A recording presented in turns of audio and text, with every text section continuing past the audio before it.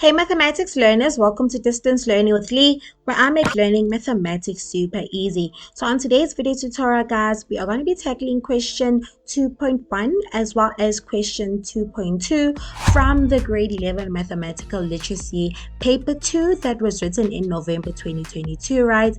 And these two questions deal with percentages. So in question 2.2, we're going to be calculating a percentage of something, right? And in question 2.1, we're going to be using the knowledge that we've learned when it comes to scales to help us convert the measured distance or the measured length on paper to the actual distance or actual length in real life. Okay, so before you get started with today's video tutorial, guys, please make sure that you are subscribed to the channel. Please make sure that you click on that notification bell so that you get notified every single time I upload a new video tutorial, guys. And also please don't forget to click on that like button because it really helps the channel grow and it helps the channel to reach more learners that want to better their mathematics marks.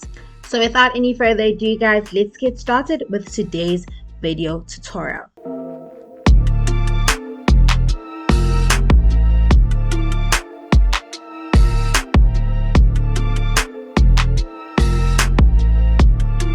Okay, so question 2.1 says that the Tylosaurus proriga. Okay, the Tylosaurus proriga was an ancient sea animal that is thought to have lived 85 million years ago.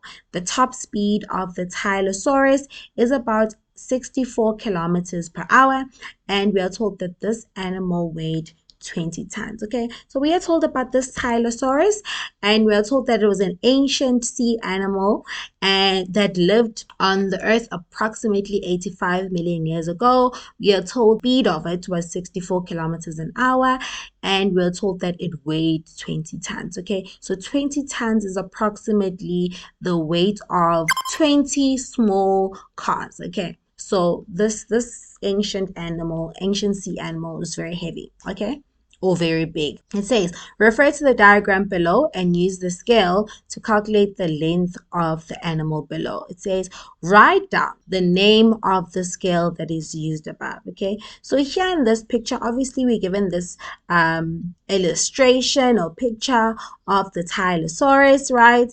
And we're also given a scale here. All right, so what is the name of the scale that is used above, right? So guys, in grade 11 you learned about different scales that can be used if you want to convert from a measured length on paper to an actual length in real life. Okay, and you guys learned about a verbal scale, right, where you will be verbally told that 1 centimeter to 50,000 meters, right? That is a verbal scale. Okay, and then you were also given a number scale, right? We already spoke about a number scale in the previous video tutorial. When you're given 1 is to a particular number, right? That is a number scale or a numerical scale. Then you also looked at what your bar scales, okay? And how did the bar scale look, right? So the word is actually self-explanatory, right? It explains itself. We would have bars, okay? So you'll have a bar, and then here you'll have maybe a 0, this will be 1, this will be 2, 3, okay, showing you how you need to go about converting the measured length on paper to the actual length in real life. Okay, so from the different types of scales that I've just explained to you guys, what is this scale that is given to us here? We can see that then this is there for a bar scale. Okay, so we can just write that this is a bar scale. All right, let's have a look at question 2.1.2. It says, use the scale to calculate the actual length of the animal in meters. Okay, so please take note. With this question, I'm going to show you how you need to go about obtaining the actual length of this animal, okay, by using obviously my electronic copy. Okay, I'm also going to give you what the actual values are. If you have printed out this past paper and you're actually working with the physical copy or the hard copy. Okay, so I'm going to give you two solutions to this, right? I'm going to give you the electronical solution just so that you guys see the steps that you guys need to follow, okay? And then I'm going to give you what the actual values should be. All right, so please follow with me. So when you want to calculate the actual length of this animal, what do we need to do? Okay, and they said in meters. What do we need to do? So obviously here we're going to use the bar scale that is given to us here. But before we can even use the bar scale, what do we need to do? We first need to now measure the length of this animal. So we're going to go from there, and then be like, okay, measure what is this length, okay, right? And we're going to measure this length in centimeters, okay? Once we've measured this length, right, then we're going to measure our bar, right, from there to there and determine what is this length in centimeters, and then we're gonna take it from there. So please make sure that you focus and you follow with me attentively. Okay, so I'm gonna use the electronic ruler here. Please make sure that you're following with what I'm doing and do that with your hard copy. Okay, so I've got out my ruler here, all right, and I'm gonna measure now the length of this Tylosaurus with my ruler, my electronic ruler, and we're gonna see what we get. Okay, so I'm gonna just position my ruler properly here. All right, so from this ruler, the length that I'm getting of this Tylosaurus, right, do you see that this is 15? It's 15.12, approximately 15.2 centimeters. Okay, so when I measure the length from there to there, okay, from there to that part there, right, I'm getting 15.2 centimeters. So I'm going to write that down, okay, that my length is equal to 15.2 centimeters. All right, and then we're going to go on now and measure the length of our bar scale, right? Okay, so if I position my ruler like this, right, I can see that the length of one bar is actually equal to, I'm getting 2.6, okay, centimeters. Okay, so that is what I'm getting on my electronic copy. I'm going to give you the values that you should get with the hard copy, but just follow with me right now, right? So I'm getting 2 points. So when I measure from there, okay, when I measure from there to there, right, okay, this distance here, we can see that is 2.6 centimeters. Okay, this is the measured length of the animal, right? And I said that I got 15.2 centimeters, and then the measured length of the bar, I got 2.6 centimeters. So how am I supposed to go about now converting this measured length that I've just obtained of 15.2 centimeters into the actual length? Okay, so remember here, because we've measured our bar, right, and we found that this bar is actually equal to 2.6 centimeters, right, that basically means that we can convert that into an equation that we can use to help us convert the measured length. How can we convert it into an equation that we can use, right? We can basically say that, okay, 2.6 centimeters on the bar is equal to 1.9 meters in real life. So we're going to be using this equation now to help us do our conversions. Okay, so like I mentioned, we're going to use that 2.6 centimeters on the bar is actually equal to 1.9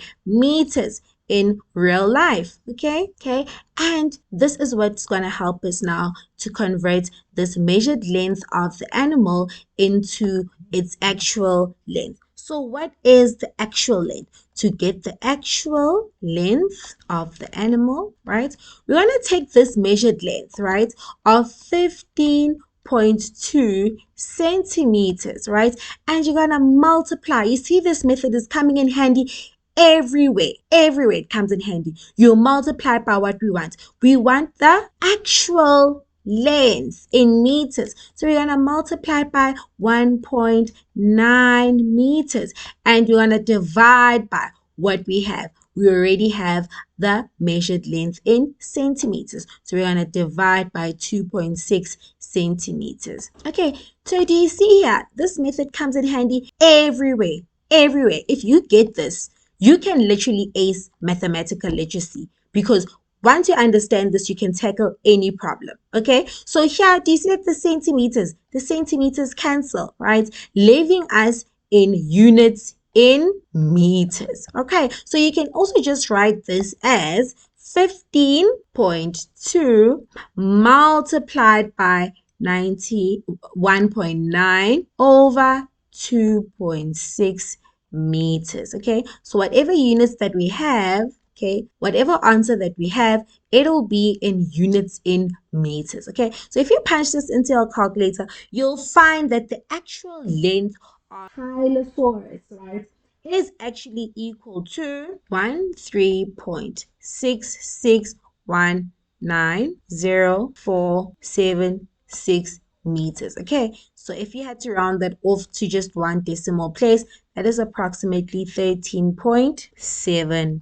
meters. Okay, so that's the length of the Tylosaurus, right, in meters. Okay, so now I'm just going to give you what the values are if you have your hard copy with you. So if you've printed it out and you're physically measuring there with your ruler and your paper, right, these are the values that you're supposed to get. Okay, so I just use this so that you guys understand the concept behind the answers that were obtained. Okay, all right, so if you have your physical copy, right, these are the values that you're supposed to get, right? The measured length of the animal is supposed to be 15.1 centimeters.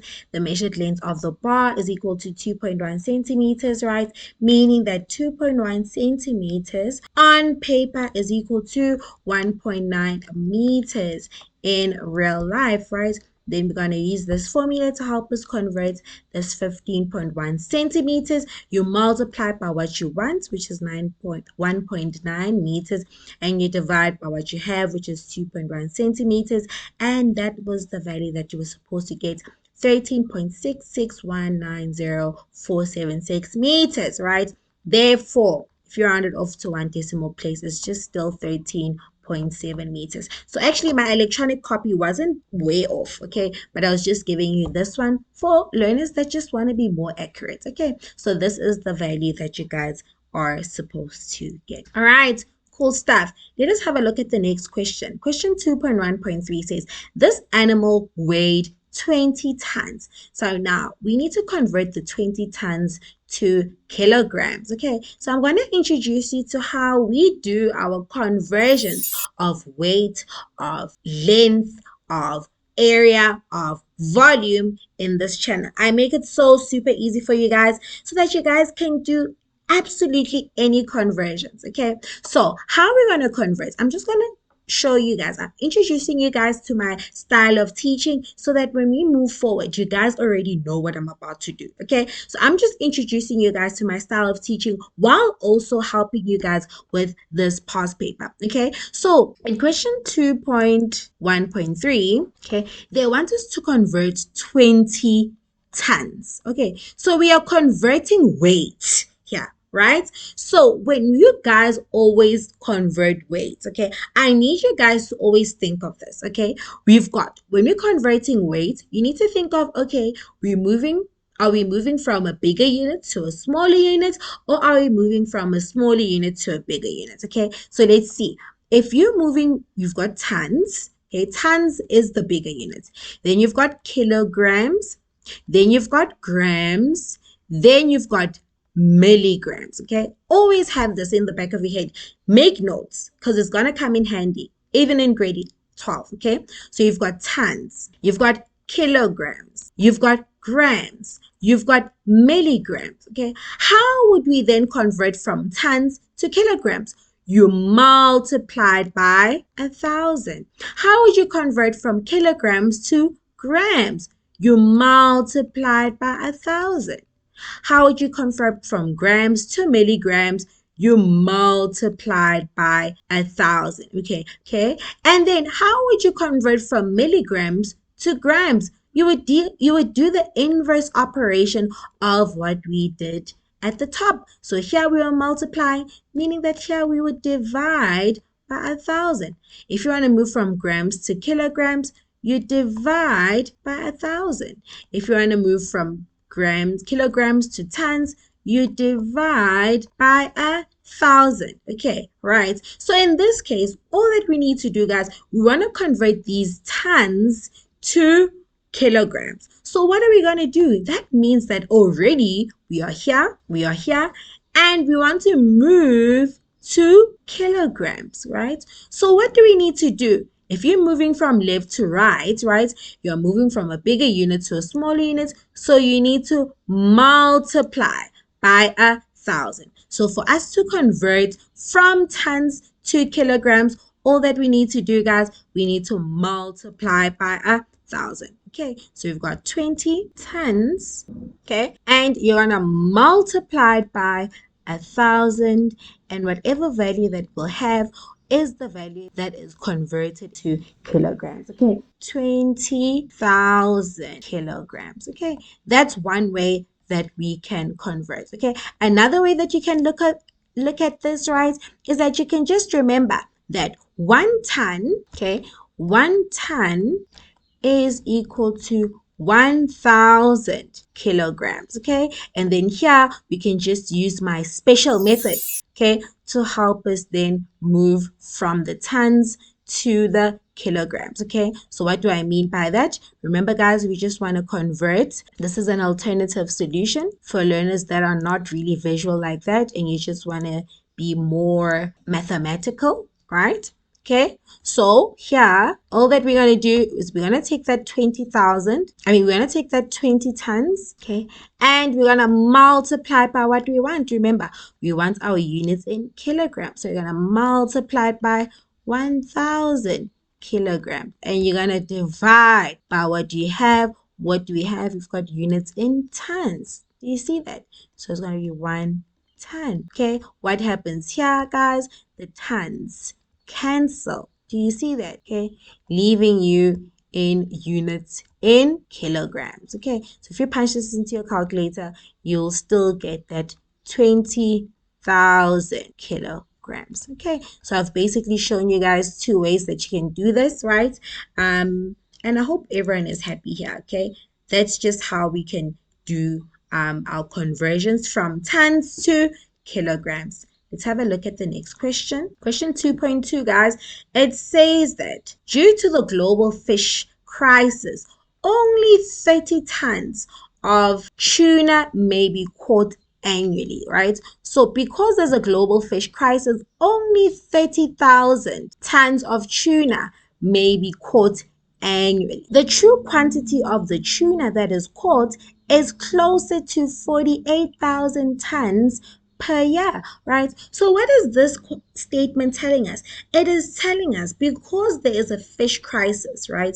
People are only allowed to catch 30,000 tons of tuna. However, that is not what happens, right? People actually catch 48,000 tons per year, right? So with this question 2.2, it says calculate the percentage of the illegal fishing in 1 year, right? We are told what is allowed. We are told how many fish are actually caught, right? So how much more fish have people caught that is over the limit that is actually given to us, right? We want to determine the percentage of that amount, right, to the total that people are allowed to catch. Okay, so that is how we want to calculate your percentage. What is the value that we want? What is the value that is over the limit divided by what is actually allowed? Because we want to find the percentage of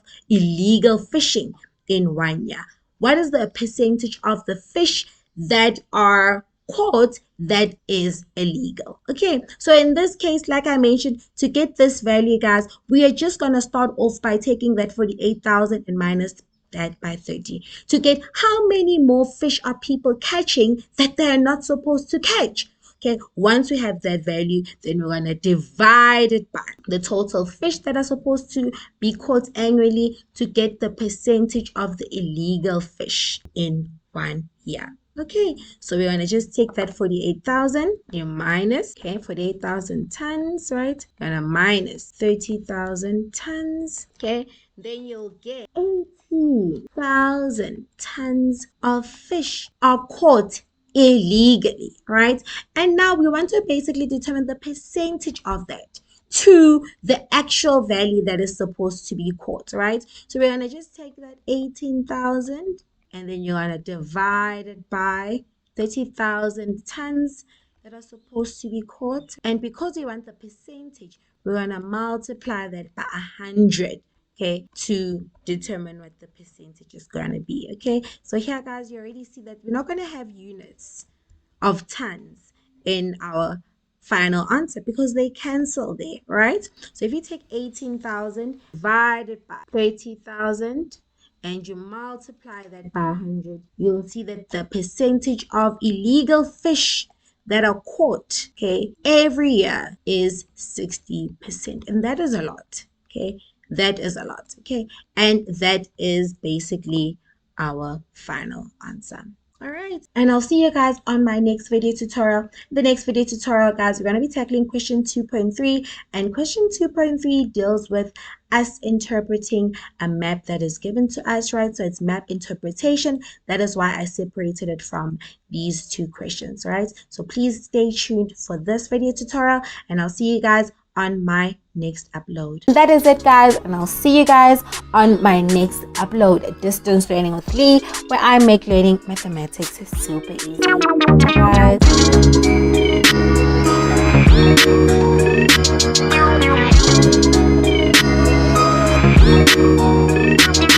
guys.